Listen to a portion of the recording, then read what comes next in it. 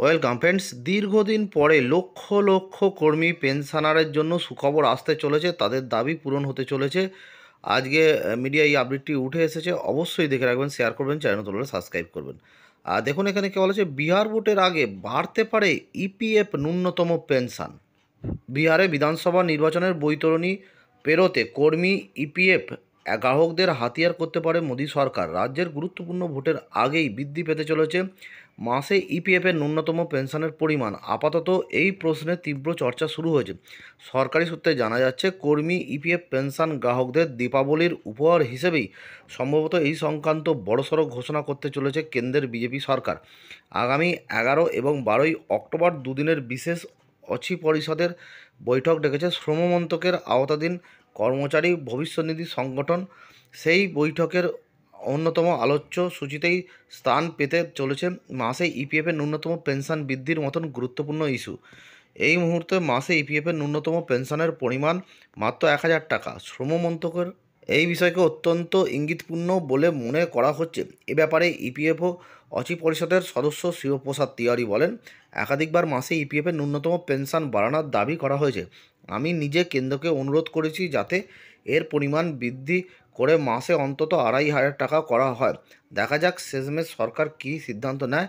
আগামী মাসে বেঙ্গালুরুতে ইপিএফের অচি পরিষদের গুরুত্বপূর্ণ বৈঠক হতে চলেছে। দীর্ঘদিন ধরে ইপিএফের ন্যূনতম পেনশনের পরিমাণ বৃদ্ধির ব্যাপারে সর্বভারতীয় শ্রমিক সংগঠনগুলি। এর আগে সন্তোষ কুমার গাঙ্গোয়ার যখন কেন্দ্রীয় শ্রমমন্ত্রী এবং পদাধিকার বলে ইপিএফের অচি পরিষদের চেয়ারম্যান ছিলেন, সেই সময় কর্মী ইপিএফের ন্যূনতম পেনশনের পরিমাণ মাসে 1000 টাকা থেকে বাড়িয়ে 2000 টাকা করার ব্যাপারে প্রাথমিকভাবে সিদ্ধান্ত হয়, যদিও পরবর্তী ক্ষেত্রে তা বাস্তবায়িত হয়নি। এমনকি শ্রম সংক্রান্ত সংসদীয় স্থায়ী কমিটিও একাধিকবার ইপিএফের ন্যূনতম পেনশন বৃদ্ধি নিয়ে সুপারিশ করলেও তাতে কর্ণপাত করেনি মোদী সরকার। এমনই অভিযোগ পিএফ পেনশন গ্রাহকদের একটি বড় অংশের।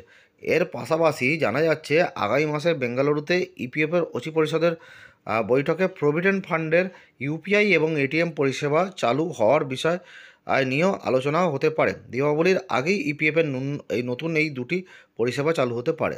দেখলেন, এটা হচ্ছে ইপিএফও অর্থাৎ এমপ্লয়িজ প্রভিডেন্ট ফান্ড। এর আন্ডারে যে সমস্ত কর্মী বা পেনশনার আছে, লক্ষ লক্ষ কর্মী পেনশনার আছেন, তাদের জন্যই এটা সুখবর। তারা এখন মাসে ন্যূনতম 1000 টাকা পান, সেটা বাড়িয়ে বলা হচ্ছে দীপাবলির আগেই 2500 টাকা করা হতে পারে। এতে উপকৃত হবেন বহু বয়স্ক নাগরিক, কারণ বেশিরভাগ কর্মী আমাদের দেশে ইপিএফওর আন্ডারে রয়েছে, যেখানে কল কারখানা সংগঠিত ক্ষেত্রগুলি, যেখানে 20 জন বা তার বেশি শ্রমিক রয়েছে, তারাই এই ইপিএফওর আন্ডারে আসে। তাদের জন্যই এটা সরকারি কর্মী বা শিক্ষকদের জন্য এই পেনশন নয়। ইপিএফওর আন্ডারে যারা রয়েছে তাদের জন্যই এটা আগামী দিনে সুখবর হতে চলেছে। যেটা 1000 টাকা এখন বর্তমানে ন্যূনতম পান, সেটা বেড়ে 2500 টাকা হতে পারে বলে বলা হচ্ছে। ধন্যবাদ।